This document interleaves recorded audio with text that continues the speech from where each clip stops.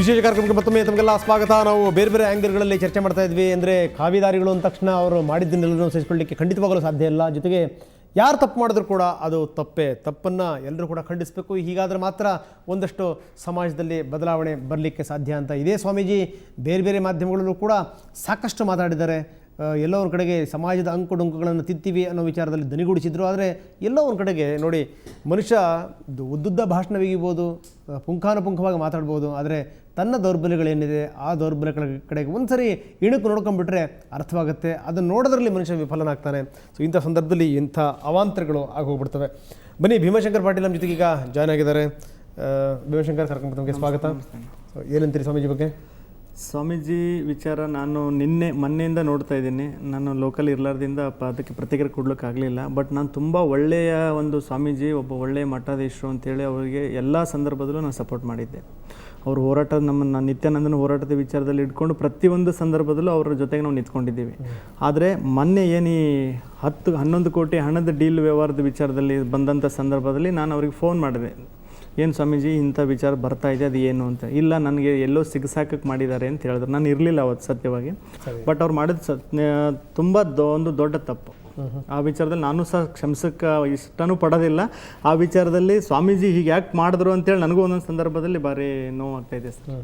ಈಗ ಒಂದು ಪ್ರಶ್ನೆ ನಾನು ನೀವು ಕೇಳ್ತೀನಿ ಭೀಮಾಶಂಕರ್. ಈಗ ಏನು ಸ್ಟಿಂಗ್ ಆಪರೇಷನ್ ಆಗಿದೆ, 10 ಕೋಟಿ ಅಲ್ಲ 11 ಕೋಟಿ ಫಾರ್ಚೂನರು ಏನೇನೋ ಚರ್ಚೆ ಆಗಿದೆ. ಒಳ್ಳೆ ಹಣಗಳ ಸಂದಾಯ ಆಗಿದೆಯಾ ಸರ್? ಅದು ಯಾವುದೂ ನನಗೆ ಮಾಹಿತಿ ಇಲ್ಲ.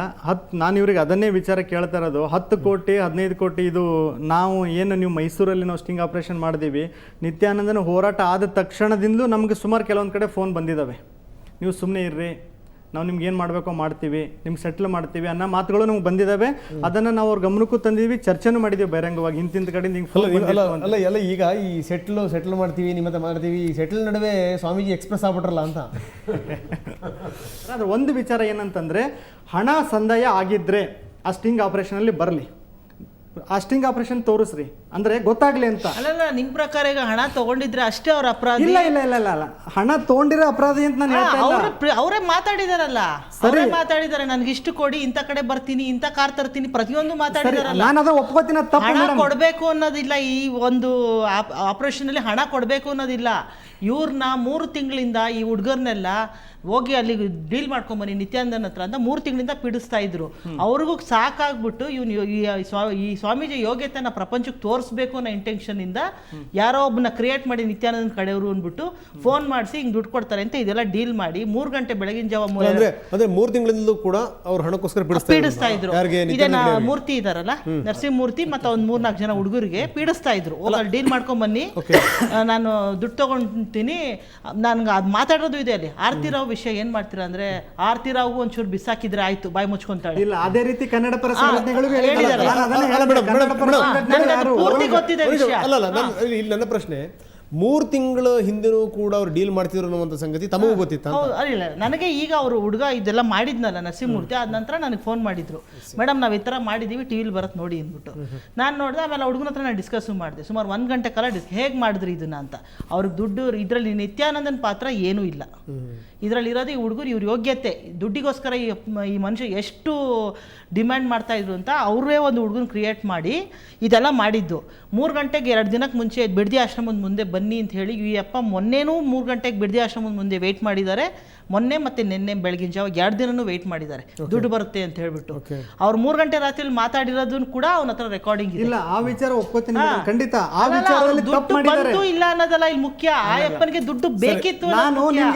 ನಾನು ಹೇಳೋದು ನೀವು ಒಂದು ನಿಮಿಷ ಅರ್ಥ ಆಯ್ತು ಮೇಡಮ್ ನನಗೆ. ಖಂಡಿತ ತಪ್ಪು.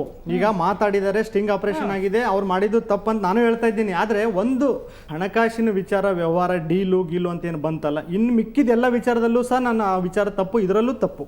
ಆದರೆ ನಾನು ಆ ವಿಚಾರ ಯಾಕೆ ಹೇಳಿದೆ ಅಂದರೆ, ನಿತ್ಯಾನಂದನ ಕಡೆಯಿಂದ ನನಗೂ ಸಹ ಹೋರಾಟ ಮುಗಿದಾದ ನಂತರ ನಿಮ್ಗೆ ನಾವು ವ್ಯವಸ್ಥೆ ಮಾಡಿಸ್ತೀವಿ, ನೀವು ಸುಮ್ಮನೆ ಕೂತ್ಕೊಳ್ರಿ, ನೀವು ಒಬ್ಬರೇ ಅವನ ವಿರುದ್ಧ ದನಿ ಎತ್ತದ್ದು, ನೀವೇನು ಮಾತಾಡಕ್ಕೆ ಹೋಗ್ಬೇಡ್ರಿ ಅಂತ ಹೇಳಿದ್ರು. ನಾನು ಹೇಳಿದೆ, ನಾವು ಹೋರಾಟಕ್ಕೆ ಇಳಿದದ್ದು ಆ ಸತ್ಯ ಅಸತ್ಯ ಬಯಲಿಗೆ ಬರೋದಕ್ಕೆ ಯಾವುದೇ ಕಾರಣಕ್ಕೂ ಬಿಡೋದಿಲ್ಲ. ಆದರೆ ಈಗ ನಾನು ತಮ್ಮ ಪ್ರಶ್ನೆ ಕೇಳ್ತಾ ಇದ್ದೀನಿ. ಈ ಸ್ವಾಮೀಜಿ ಇಂಥವೆಲ್ಲ ಮಾಡ್ತಿದ್ರು ಅಂತ ತಮ್ಗೆ ಗೊತ್ತಾಗಲಿಲ್ವಾ? ಇಲ್ಲ ಸರ್, ಯಾವುದೇ ಯಾಕಂದ್ರೆ ನೀವು ಬಹಳಷ್ಟು ಸಂದರ್ಭಗಳಲ್ಲಿ ಜೊತೆಗಿದ್ರಿ. ನೀವು ಅವರು ನೇರವಾಗಿ ಅವ್ರು ತಮಿಳ್ನಾಡಿಗೆ ಕರ್ಕೊಂಡು ಹೋಗಿದ್ರಿ. ಅಲ್ಲೇನು ಅವ್ರು ಗೇಟ್ ಮುಂದ್ಗಡೆಗೆ ಕರ್ಪೂರ ಕೈಗೆ ಹಿಡ್ಕೊಂಡು ಆರ್ತಿ ಬೆಳಗಿದ್ದೇನೆ, ಅಲ್ಲೇ ಪೂಜೆ ಮಾಡಿದ್ದೇನೆ.